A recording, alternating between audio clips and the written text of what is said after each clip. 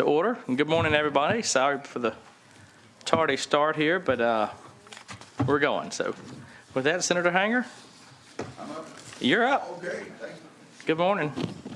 Good morning. Normally when I see you at 7 in the morning, you bring donuts. I don't see you donuts. Sorry about that. That might have got us a quorum quicker. All right. Well, thank you. Mr. Chairman, I have Senate Bill 1122, and this deals with the Preservation Trust Fund for Open Space Lands.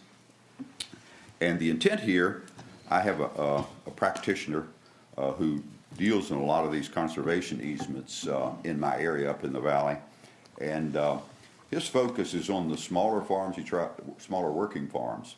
And this bill deals with the Virginia Outdoor Foundation. They're the ones who primarily are the gatekeeper and the ones who do the grants.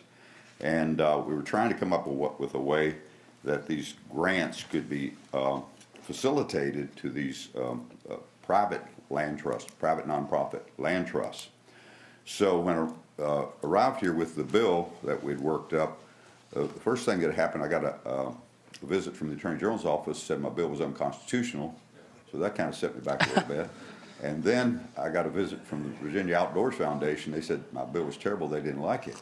So there was the attorney from the Attorney General's office actually turned out to be very helpful. After I got back with her, said, "Are you sure about this?" And she was relying on an opinion from back about 12 years ago, I guess. She came up with a method that I could do this and provided it to me, so that's great. And then the Brett from the Virginia Outdoors Foundation, she came up with it and she said, "Well, if you really want to do this, you need this language." So we worked it out. So I hope the language we have in front of you is something that you can go with. The key was you can't just award these grants to a private entity. So the way we've done it now, it involves a local government entity. It either has to be the local government holding the easement or an authority of the local government. It could be a recreational authority or a soil and water conservation district. And that's essentially what it does. It allows an additional method.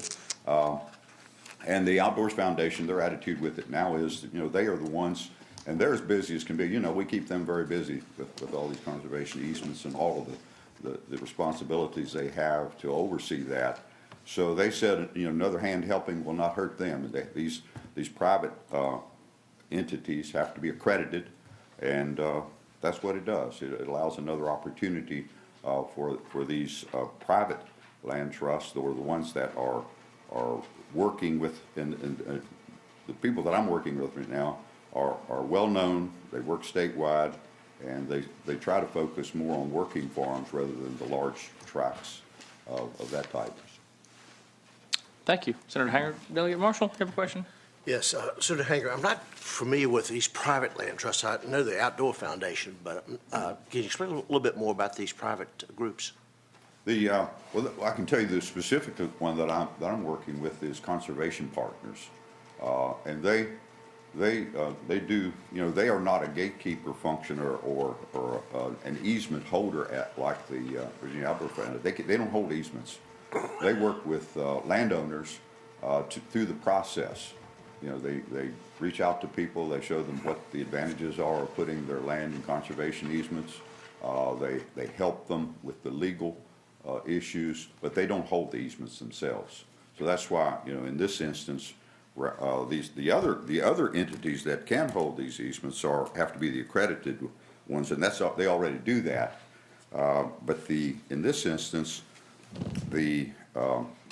because of the fact that the grants could have been going the way my bill was originally drawn to these entities like the Conservation Partners that are private, that was where the constitutional impediment was, that we can't do that. So the money would be directed to a local government or an entity or an authority of the local government or the Soil and Water Conservation District, but ultimately to the landowner to facilitate the granting of the easement and all the paperwork and legal fees that have to be taken care of. Thank you. Anybody else have a question? Comment?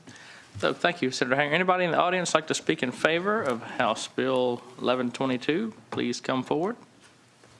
Good morning, Mr. Chair, members of the subcommittee. Stephanie Talon with Virginia Farm Bureau. We support conservation easements as a tool to help protect working farms and forest land, and believe additional options for landowners who are interested in doing so is a good thing, and for that reason we support the bill. Thank you. Thank you. Anyone else like to speak in support? Anyone in opposition?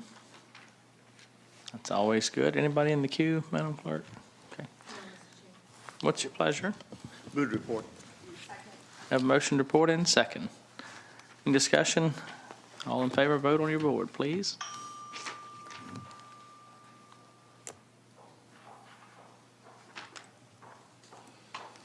And the bill reports 5-0. Thank you, Senator Thank you, Hanger. Mr. Chairman, members. All right, next we'll have Senator Hashman. Good morning. Good morning. Thank you, Mr. Chair and members of the committee. This is SB 1333.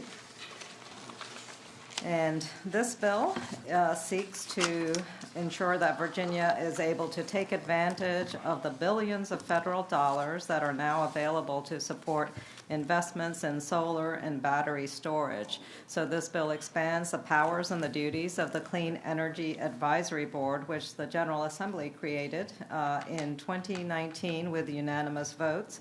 And so under current law, the board can only disperse loans and rebates for clean energy projects for low to moderate income households. And this bill now would allow the board to apply for and disperse grants as well. So in addition to the loans and rebates, this would give opportunity for the board to take advantage of grant programs using those hundreds of billions of dollars that are now going to be coming from the federal government. It directs the board to advise the Director of Virginia Energy to apply for federal loan guarantees or grant funds to facilitate the development of solar energy storage and energy efficiency projects. So these changes are necessary for Virginia to compete for funds as they become available through the Inflation Reduction Act. And the U.S. EPA is currently offering $27 billion for solar and storage investments, but the federal agency has to distribute these funds by September 30th of 2024. So if we break that $27 billion down into a population-weighted figure, Virginia could receive up to $700 million from this fund. But this is a short timeline, so we have to act quickly in order to leverage these available dollars. So this bill has no fiscal impact. By contrast, it will save Virginia.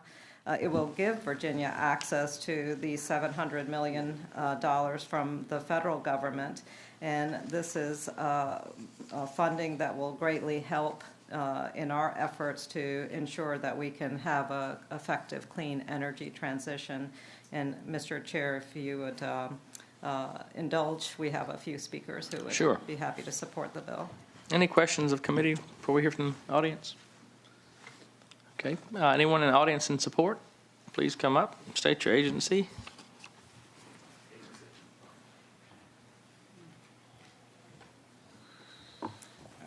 Good morning, Mr. Chair, Good morning. members of the subcommittee. Josephus Allman with the Southern Environmental Law Center. Senator Hashmi did a great job explaining the bill. We're just thankful to her for her leadership on this issue, and we hope you support the bill as well. Thank you. Good morning, Mr. Chair, members of the subcommittee. My name is Peter Anderson. I'm with Appalachian Voices. We are in support of this bill, and I did want to, not to repeat anything that the senator already said, one thing I'd like to point out is that the Clean Energy Advisory Board this is specifically directed at residential scale, and so a lot of the moderate to low income families who otherwise could not afford to go solar could be helped with this policy through the Clean Energy Advisory Board. And the Clean Energy Advisory Board, although it was created in 2019, has never received an appropriation from the General Assembly. So this helps close that gap. We support. Thank you. Thank you. Mr. Chair, members of the committee, Chris Lane with the Virginia League of Conservation Voters.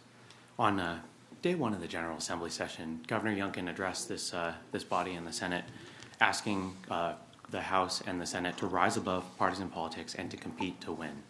This bill passed out of the Senate on a bipartisan vote, and it sets Virginia up to compete to win a portion of that $27 billion, part of the hundreds of billions that are on the table for states to compete that are available in the IRA.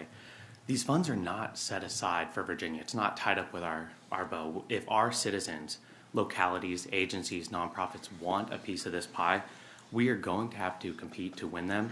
And as the Senator mentioned, it is time sensitive. We are not going to be able to reject this, come back, and have the same opportunity for a bite of the apple next year. I urge you to allow low-income Virginians the opportunity to seize their energy independence and take advantage of grants that allow them to install solar on their rooftops and not on farms or forest land. Thank you very much, and the Virginia League of Conservation Voters strongly supports this bill. Thank you. Anyone else in support? Anyone in the audience in opposition? Anyone in the queue, Madam Clerk? So I do have a note that if it is reported favorably, it will have to go to appropriations. So that would be the motion to report and refer. Mr. Chair, I Thank make you. that motion, we report and refer. Mr. Chair, Who's speaking? it was me, I'm sorry. Oh, I'm sorry. I understand that it'll be sent to appropriations, but if I could just share what Senate Fisk returned to us. They indicated that any impact that this bill may have will be absorbed within existing resources, and by contrast, this legislation would actually bring hundreds of $millions of revenue into the Commonwealth. Thank you, Mr. Chair. Thank you. Okay, we have a motion to report and refer. Was there a second? Yeah, a second. All right, any discussion? All in favor, please vote on your boards.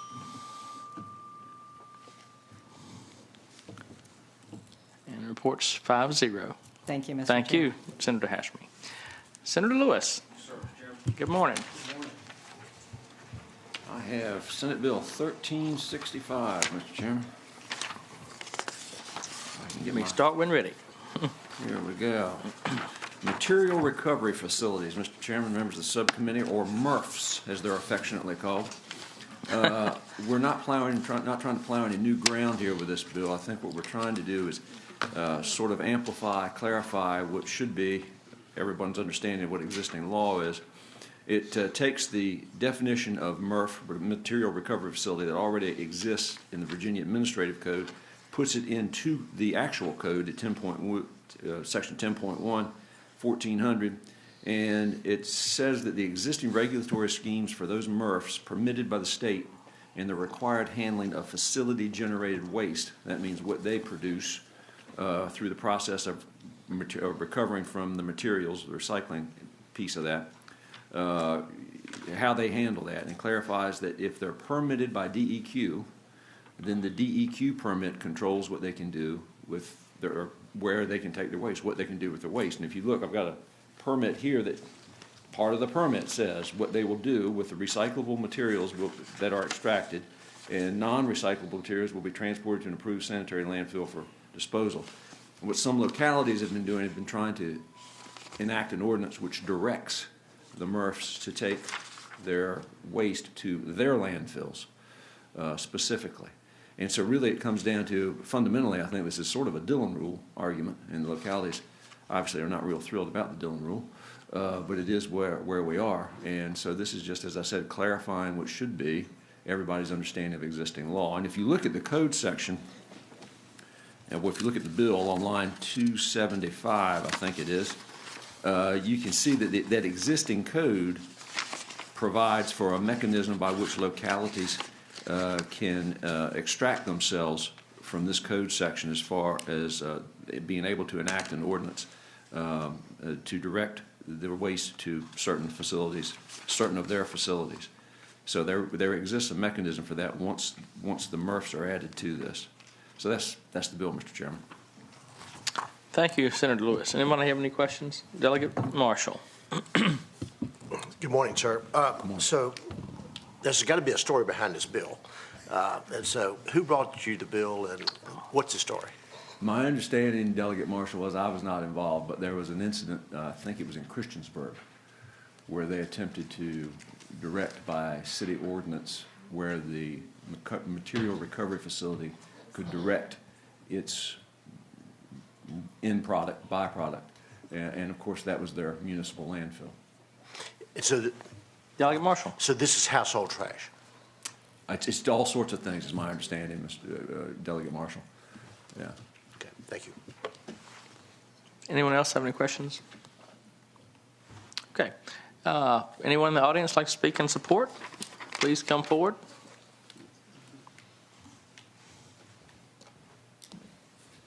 Morning, Mr. Chairman. Rich Savage, representing Meridian Waste and the little facility that's down in Christiansburg, Blue Ridge Disposal. Fully support the senator's efforts. We thought the code was clear. Apparently, it's not clear to everyone, so we asked that the law be clarified. Just taking the administrative code definition, existing law, we placed it in there. Wanted to make sure that under the DEQ permit, that we could do what DEQ requires in that permit. That's all it really is about. But I'm happy to answer any questions about it. I'm sorry. Delegate Tran, question? Thank you, Mr. Chair. Question either for the patron or the witness. I just wanted to clarify, I think Delegate Marshall had asked a question about the type of waste coming from the MRFs. And I thought, could you clarify if this is regular household waste or if it's other types of waste? Yeah, Mr. Chairman, if you Yeah. don't mind. Delegate Tran, yes. The answer simply would be yes, because to get recyclables, you have to take in addition to automobiles, and I have a list of all the things that come in. But yes, some household waste does come in, and then we take that under our permit to a DEQ regulated facility. So the attempt by a county to come back in, and the code was never set up this way, as far as my understanding. But I don't make the laws. But the waste comes in. You have to take all sorts of waste in to get to recyclables. It's not as you have in Fairfax, a great system. Fairfax is excluded from this bill under that subsection. But a lot of the smaller counties don't have the luxury of separating their waste ahead of time. Mr. Chair. Any other questions from the witness or Delegate Blum? Can you point out where it is that Fairfax is excluded? Yes, sir, Mr. Chairman, if I may. Sure. It would be Delegate Plum. It would it occurs on line 277. The specific mention of Fairfax County is in line 281, about 3/4 up to the little 2. So it's on page 5 of 5, Delegate Plum. Delegate Marshall. So when I first got here, somebody said, there's a verb called Fairfaxed. And so are we being fair? Why is Fairfax excluded? Mr. Chairman, if I may answer the question. Absolutely. And I don't want to speak for the great county to the north. I just speak for the rules from the west. Those facilities historically have had the resources to set up the type of facility that you need to do this, whereas the rural localities historically have not. They don't have the resources. Some of the rural localities are trying to now get into this business without the great resources of Fairfax County, Mr. Chairman. Thank you. In Halifax, like Marshall, they have a transfer station. That stuff is separated out. Put all in one lump and then separate it out. Danville has a transfer station, and then it goes to Winston-Salem, North Carolina. Okay. Any other questions of the committee? Thank you. Anyone else in the audience like to speak in favor? Please come forward. Anyone in opposition? Not opposition. Okay. I did want to flag, initially when we saw the legislation, we had come to the patron, but then once he explained the purpose and the limited scope of it, the League of Conservation Voters and other partners in the environmental community said, okay, this looks good. We have no position on the bill. Thank you. Okay. Opposition or support? Opposition, Mr. Chairman. Mitchell Smiley with the Virginia Municipal League. I'm here on behalf of the town of Christiansburg in particular, as is already noted. If you look at the fiscal impact statement, Christiansburg identifies a $214,000 impact statement or impact from this bill, which, at least according to my understanding of how many people live in Christiansburg, is about $9 per person, and that's about $20 per household that this bill would increase trash, solid waste fees, which my understanding is also that it's currently $22 in Christiansburg for monthly solid waste fee. So it's not a trivial impact. So as the Municipal League, we do have concerns that this bill would impact one of our members in a particular way. Delegate Marshall has a question. Yeah. Can you explain a little bit more about the fiscal impact of Christiansburg? So- Where does it come from, and do other localities will hit the same thing? So there's a fiscal impact statement process that works through the Department of Housing and Community Development. The Commission of Local Government in particular works with localities to help identify which bills might have a fiscal impact, and so they send it out to a variety of localities around the state. My understanding is the town of Luray also identified a fiscal impact with this particular bill. I don't know exactly how that was calculated, though, sir, and I'm happy to check if you'd like and find out. We don't have enough time. We won't vote here in about 30 seconds. I understand. Thank you. Okay. Hi, James Hutzer with the Virginia Association of Counties. We also oppose the bill. Outlined in the bill, the MRFs aren't required to meet any threshold for recyclable materials. We also find this guts local flow control ordinances, and we just oppose the bill. Thank you. Anyone else in the audience in opposition? Delegate? Yeah, Mr. Chairman, I want to get a clarification on something. Again, this particular facility is operating under a DEQ permit. That's not a local government permit. Is that correct? That's and correct. so again, so it seems to me they should be able to go and continue to do what they've been doing. And so, at the proper time, I have a motion. I think. Can I ask a question? Sure. Delegate Marshall. So does Christiansburg municipal waste go to the site that we're referring to in Christiansburg? This one that's got the DEQ permit? No, my understanding is they have an ordinance have an ordinance that directs it to the municipal landfill. I believe that's correct. So there's two landfills, your landfill that you're representing, and then the one that Rick Savage is representing, and then you have a municipal landfill. Yeah, go ahead. Mr. Chairman, if you would answer that, it's not a landfill. This is very similar to a transfer station. It just takes, it's a steel strand building, 6,000 square feet, takes in the material, and then under the DEQ permit, takes it away to a DEQ facility. Doesn't require us to take it to the county. Counties have been, the last couple of years we've seen it. I've got another problem unrelated to the bill. Counties more and more want to get into the solid waste business. And that's perfectly acceptable under the code if they were to come and run their own bill and get an exception. Mr. Chairman. Yeah, so follow-up Yes, sir. question then. Then how does Christiansburg, in this case, what we heard, have a fee that would transfer back to the county residents? Mr. Chairman, if I could answer the question. The fee itself, and I don't want to crack open this nut unless we have to, but the pricing of the municipalities in what I consider competition with private facilities, et cetera, it's an ongoing battle that's been going on. They're not subject to the same business constraints that a private business, and this business has been in existence since 1996, running under permit, DEQ permit. They don't have the same constraints, so their pricing models are completely different. And for the waste that leaves the facilities, if they could capture it, I would have to pay their fees, et cetera, and not be a private enterprise at that point. I'd be subjected to the county fees and using the county facilities.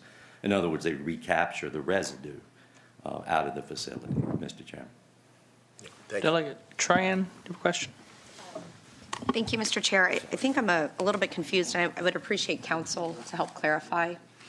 I just want to make sure that I understand, particularly in lines, 302 to 304, and the Senate substitute that was handed out.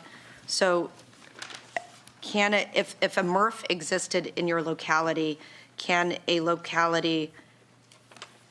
must a locality direct the trash to that MRF, or do they have a choice? Because it seems like there's some type of exception in this ordinance allowance part. So if you look at lines 292 to 304, if council can help me understand what is this exception we're providing?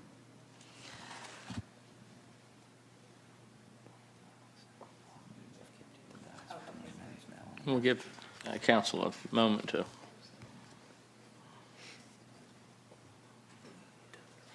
Weigh in.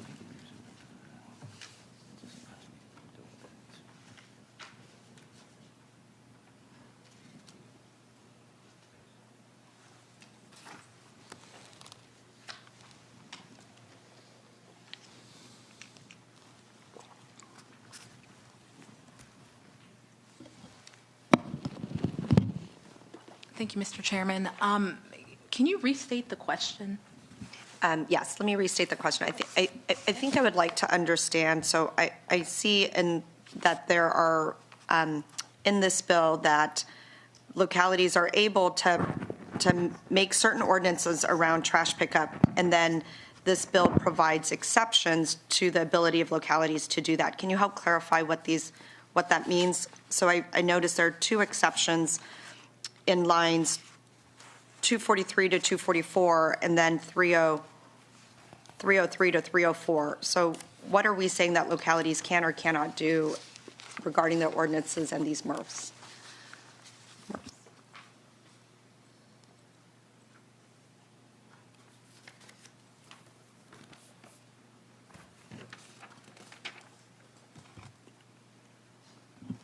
Thank you, Mr. Chairman.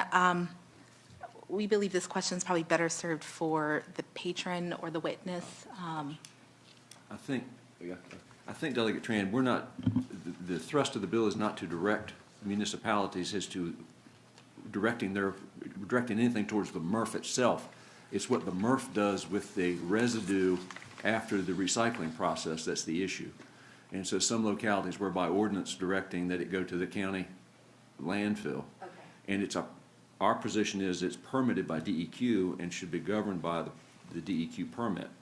And the DEQ permit, I've got an example of one right here, directs where the non-recyclable materials that are produced by the material recovery centers will be transported to it says to an approved sanitary landfill for disposal.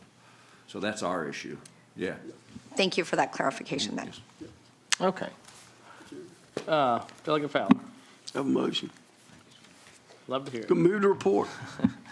Have a motion to report in a second. Is there any further discussion? Hearing none, please vote on your boards.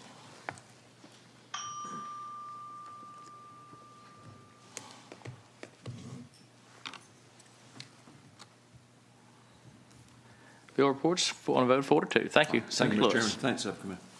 And committee, that wraps up our subcommittee, I guess, for the season, right? I really appreciate everyone's support and being here early. And with that, we adjourn.